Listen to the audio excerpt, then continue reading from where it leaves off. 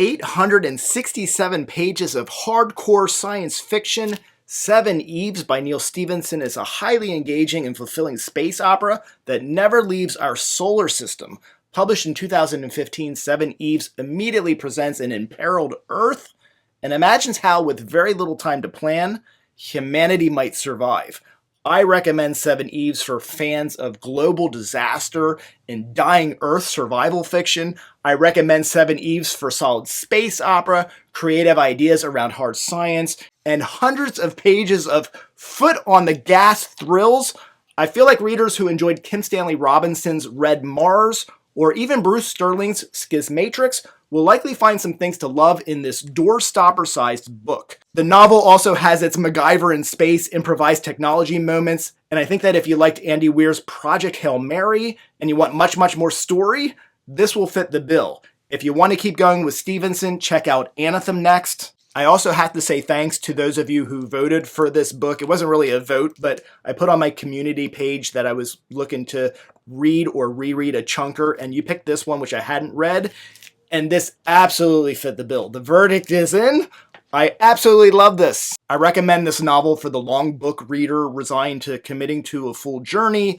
This book doesn't just build a world and then set the action. World building continues throughout. It's sometimes comfortable, sometimes challenging, but never dull. If you're used to novellas and shorter novels and you have an aversion to an author spending a lot of time on the ins and outs of each mission in a series of missions, you might not be the right reader and you might want to sit this one out.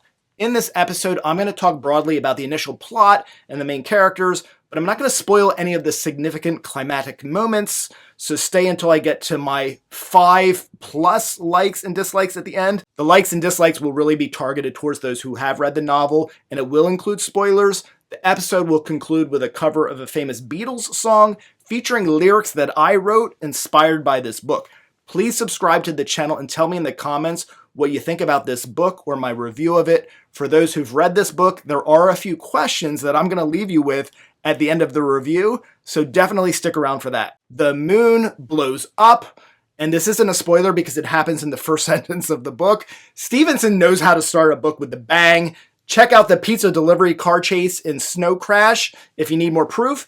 In Seveneves, the moon is destroyed by the agent. Nobody really knows why the moon blew up, how it blew up, and everybody's just adopted this idea that some unidentified, maybe alien force is responsible. This unknown ends up labeled the agent. It doesn't matter why the moon exploded or who or what is responsible.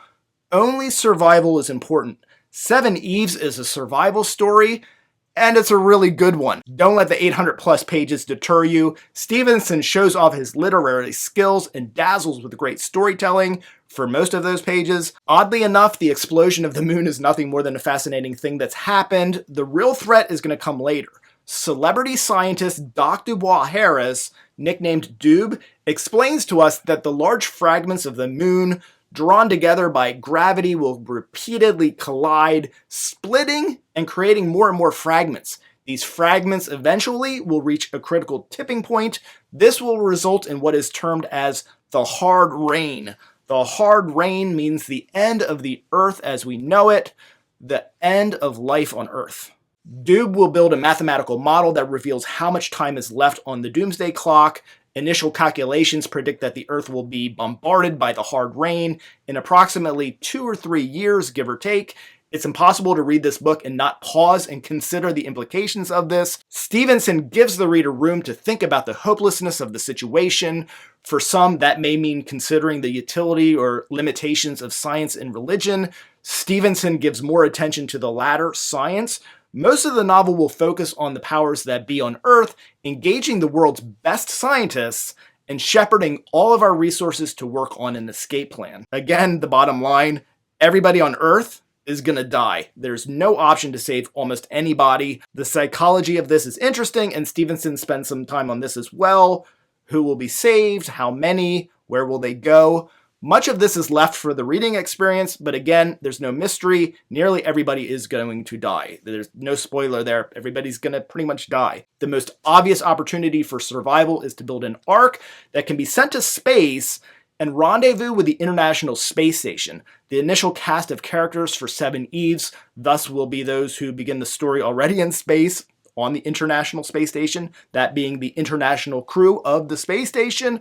Additionally, we've got a few primary characters on Earth. Of course, we have Doob the scientist, and then the President of the United States, Julia Bliss Flaherty. Prior to the hard rain, Doob and President Flaherty and others will keep sciencing, politicking, and sending rockets, Ark components, and supplies up into orbit. On the Ark to be the space station, we will get to know the crew and witness their preparation for the eventual arrival of the lucky few who will eventually join them to try to survive the thousands of years of hard rain in a high-stakes adventure to ensure humanity's existence. Keeping this spoiler-free, I'm going to stick within the confines of the back cover of the book, revealing that this story will span 5,000 years. This novel is rich in philosophy, technological design and innovation, risky space maneuvers, teamwork, conflict, deceit, and conspiracy. Stephenson gets deep in the weeds with astrophysics, space propulsion, eugenics, and bioengineering. And this is already as far as I can go, keeping this spoiler-free. I think you get the main gist of it. If you haven't read this book, hopefully there's enough there to entice you. To get deeper into the weeds with me, with spoilers, stick with me for my 5+, and by plus I really mean plus, likes and dislikes. Those avoiding spoilers, stay for the first few likes and dislikes, and then I'm going to tell you when you need to hop off for the spoilers, or you can just skip ahead to the end to hear my Beatles-based Seveneves cover song music video. I have to confess up front, there's going to be more dislikes than likes, but there's at least 5 of each. And if you're trying to think, did he actually like this book? Yes, I loved this book, so let there be no mystery. I loved this book.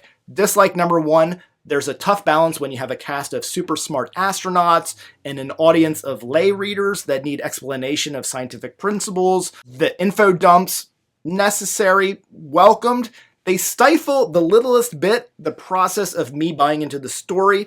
It hurts my eyes to read one astronaut explaining non-difficult scientific information to other astronauts. Like number 1, early in the book we have the Russian scouts that are coming up to the space station after the impending end of the Earth is announced. There's a decent amount of system failures, there's accidents, death. We're not just steamrolling to productivity and success. This does make the story really believable, and it helps me to buy in very early on with the story and the development of this arc or arc ship. Like number 2, the length of the book allows Stephenson to take the time to emotionally link us to the space station and its inhabitants. This is one of the great arc ship novels in science fiction. There's plenty of time for us to get to know everybody, what drives them, their personality, who they leave behind, and how they deal with that loss. We're also given the opportunity through their situation to contemplate who we might be if we were to face the same crisis. Some of the relationships are done really well, and Ivy and Dinah specifically, they have really great chemistry. Like number 3, the tragedy is really real. When the hard rain arrives and the Earth is pummeled, it resonates. Stephenson has prepared us for the moment, and yet we're still very much unprepared. Dislike number 2, the date, A plus 0.2330, etc. Man, does that get old quick. Day 1, day 2, etc. That works just fine. Like number 4, Stephenson creates 2 very different stories in the same book that manage to be a perfect match.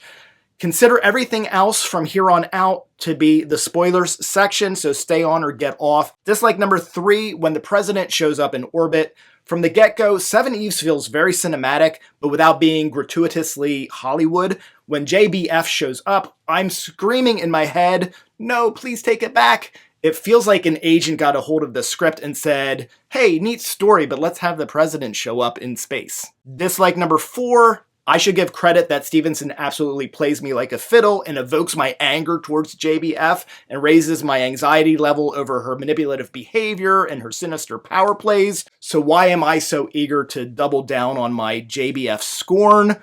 First, it's my fault. I don't know where I was expecting the story to go early on, but wherever that was, it wasn't something that felt like a season of 24 with Jack Bauer and a former resident of the White House popping around.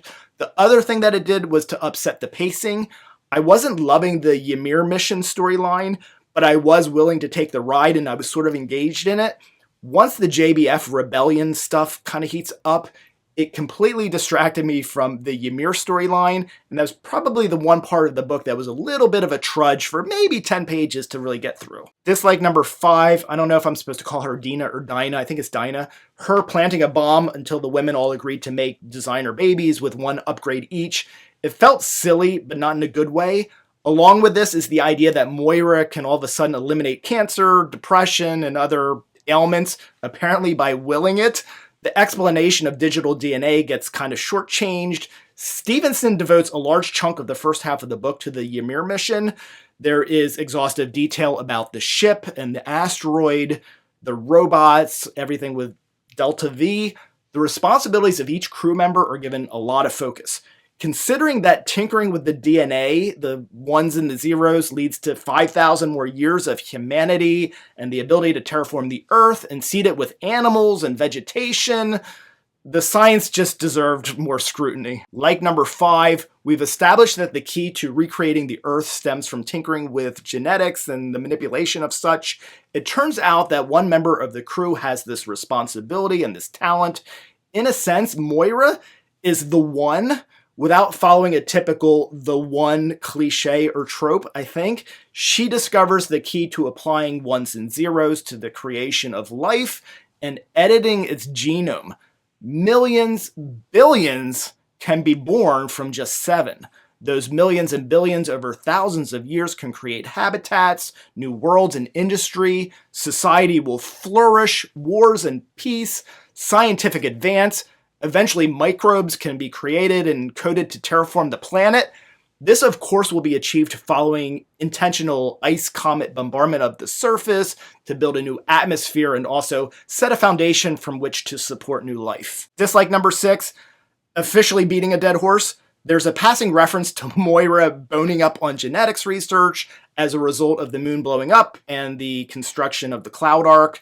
Nobody on Earth has gone as far as Moira had in just the late stages of her life, and all it took for her to make designer babies was boning up on the research.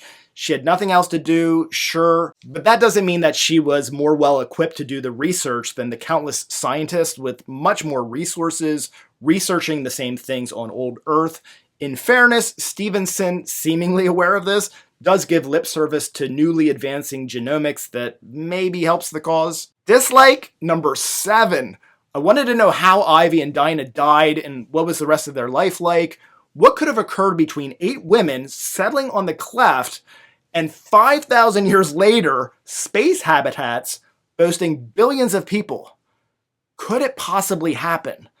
At its most sustainable, the Cloud Ark, it housed 1,000, maybe a couple thousand people, and that was with peak supplies. For 500 pages, that population dwindled to less than 10 people. Radiation poisoning was going on. There was a real threat of bolides colliding, all kinds of natural disaster, right? A few pages into part 3, I'm considering, what if Stephenson writes a follow-up and attempts to take us through the trials and tribulations and eventual success for the next 5,000 years? Now that would really be something. Like number 6, this book made me think. One example, where do we draw the line at sacrificing the living for the survival of the human race? What is the balance between treating individuals as expendable versus the dwindling prospects for a successful outcome for the small group that makes up the remainder of the human race? Another example is, yes, Moira. The stakes are really high. What happens if she dies? Is it game over because nobody else can do what she can do? Like number 7, the moves and counter moves of the Eves vis-a-vis the genetic coding of their offspring. Moira then having the last and secret word in the game. This added another level to an already well-layered, well-leveled novel. Dislike number 8, there's a potential flaw in the genetics modification game. Wouldn't the process for that need to be open to every generation? Because it's crucial that Moira's discovery, her knowledge be passed on. It's necessary because it's needed for the rebirth of humanity. It's got to be because there exists the potential for future generations to have mistakes and need to fix those mistakes. So everybody's got to be aware of the science. It's got to be like second nature, right? Moira's science would become the most important knowledge for all of the generations to pass on. The potential for abuse of that knowledge, of that science, it would be a problem without any plausible solution. At what point would nefarious persons change the genome beyond what the Eves intended? I mean, that just seems like a very obvious thing to happen. I mean, there's going to be times of conflict, and of course this will come up. Given the environment and the technologies available in the first 100 or even hundreds of years following the death of the Eves, what could really be done to secure that science? Surely there's not going to be great options for advanced high security buildings and computer systems and whatnot. Like number 8, the genetic manipulation does have its hidden gems. There's a brief aside to Moira's experimenting with her own offspring and then noting that many didn't survive. That's kind of dark. This is low-key dark and another example of Stephenson's skill at mesmerizing the reader with really big questions while slipping in suggestions that are left as an aside that could really have their own chapter. This is especially evident while following Cath 2. There's a lot of detail here. Apparently, the Moiran race uses cloning liberally, and it's not they're not the settle down in one place type. Instead of a place to call home, they opt for lockers and other storage scattered among the places that maybe they most frequently travel.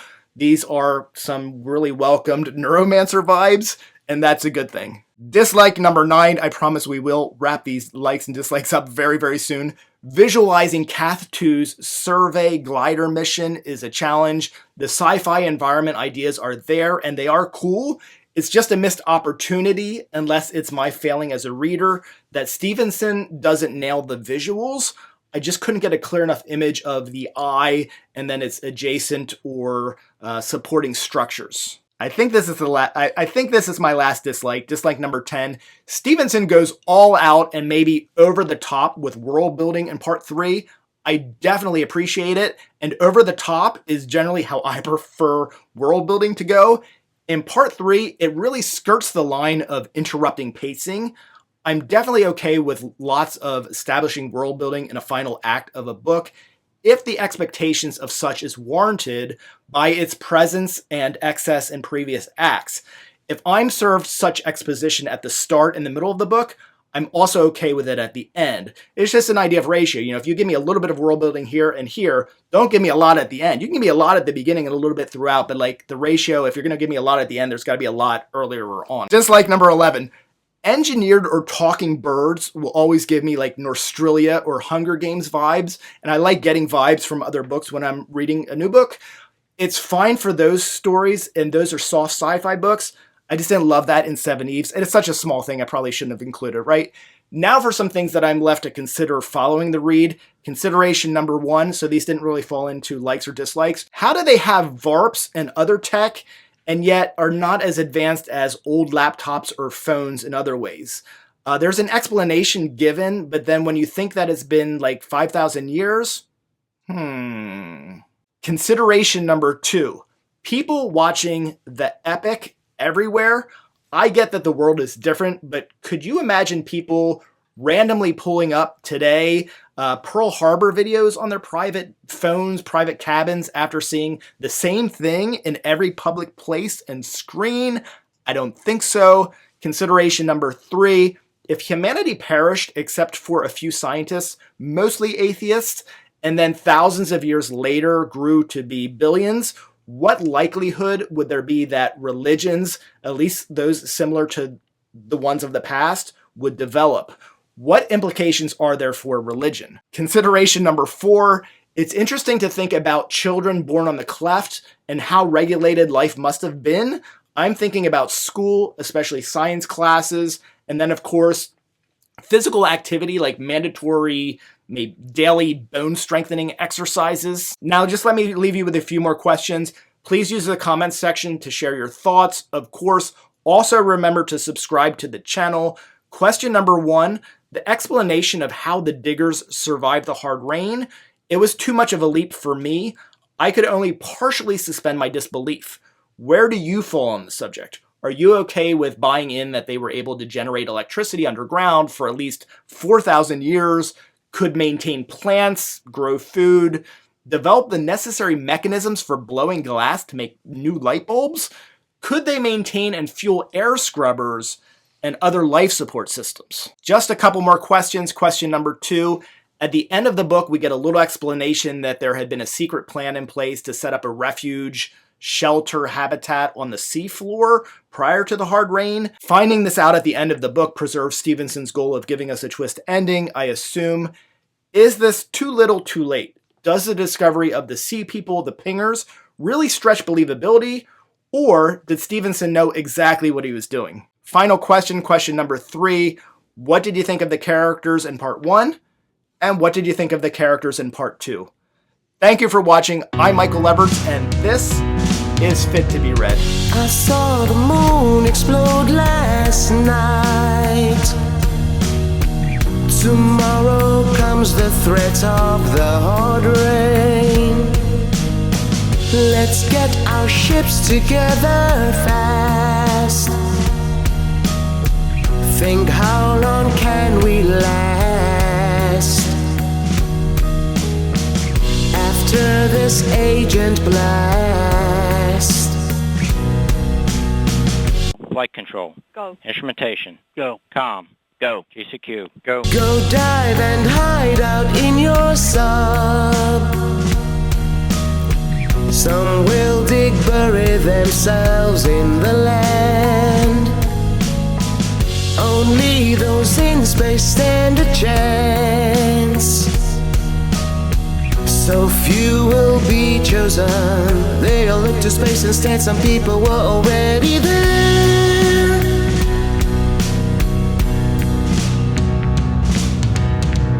I saw the moon explode, kaboom.